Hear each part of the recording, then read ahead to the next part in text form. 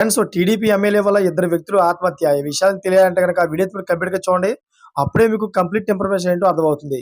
అదేవిధంగా చాలా మంది వీడియో చూస్తున్నారు కానీ లైక్ అండ్ కామెంట్ చేయట్లేదు.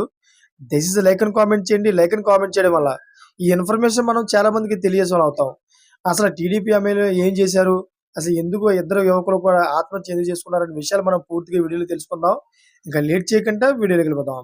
ఫ్రెండ్స్ కొండూరు మండలం రేపూడికి చెందిన స్థానిక టీడీపీ నేత తిరువూరు మాజీ ఏఎంసీ చైర్మన్ ఆలవాల రమేష్ రెడ్డి పై ఎమ్మెల్యే కొలుకుపూడి శ్రీనివాసరావు చేసిన అసత్య ఆరోపణలకు గిరిజనుల యువకులు మహిళలు ఖండించారు.